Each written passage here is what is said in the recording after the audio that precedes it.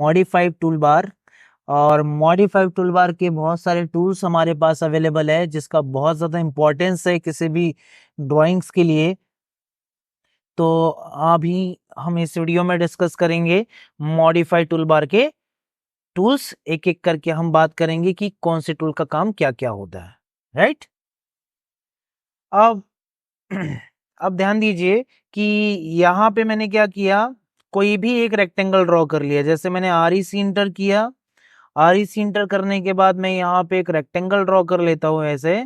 और एक rectangle draw करने के बाद मुझे क्या करना है कि इस रेक्टेंगल को यहाँ से मूव करके यहाँ तक लाना है।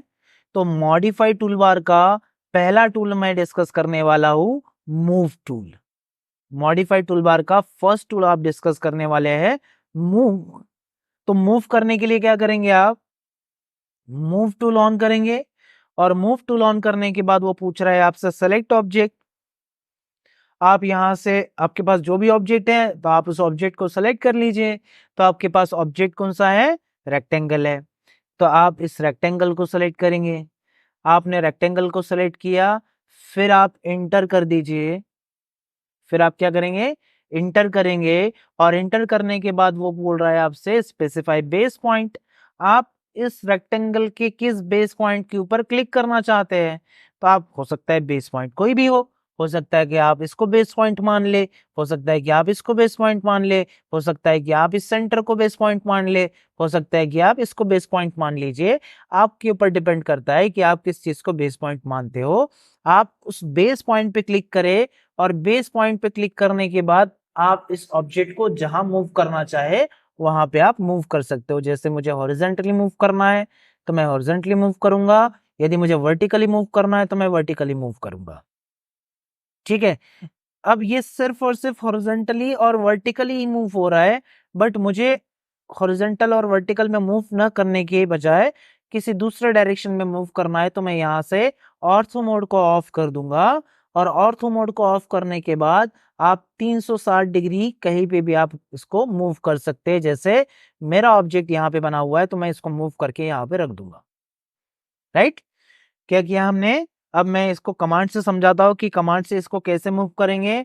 और मूव करने के लिए कमांड होती है आपके पास एम इंटर। और एम इंटर प्रेस करने के बाद मैं इस ऑब्जेक्ट को सेलेक्ट करना है। वो पूछ रहा है आपसे सेलेक्ट ऑब्जेक्ट। तो आपके पास ऑब्जेक्ट कौन सा रखा हुआ है, रेक्टेंगल रखा हुआ है। तो आप यहाँ से रेक्टेंगल को सेलेक्ट कर लीजिए, फिर एंटर कर दीजिए। और एंटर करने के बाद वो पूछ रहा है आपसे स्पेसिफाई बेस पॉइंट।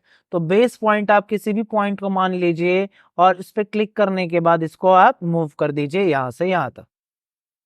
ठीक है। तो आप ऐसे चीजों को मूव कर सकते हैं। अच्छा, आप इसको अगर डायमेंशनली मूव करना चाहो तो आप इसको डायमेंशनली भी मूव कर सकते हैं ना। कि जैसे जनरली मैंने क्या किया, एक लाइन ड्रॉ कर ली। और लाइन ड्रॉ करने के लिए मैंने एल एंटर किया। यहाँ से क्या किया, मैंने एल एंटर किया। एल एंटर करने के बाद फर्स्ट पॉइंट कहीं पे भी क्लिक कर दीजिए। और फर्स्ट पॉइंट क्लिक करने के बाद एक स्ट्रेट लाइन ड्रॉ करेंगे। जैसे मैंने यहाँ पे 200 एंटर किया। और 200 एंटर करने के बाद आप यहाँ टॉप पे क्लिक कर दीजिए तो लाइन आपकी स्क्रीन में फिट हो जाएगी। और आप यहाँ पे एक सर्कल बना लीजिए।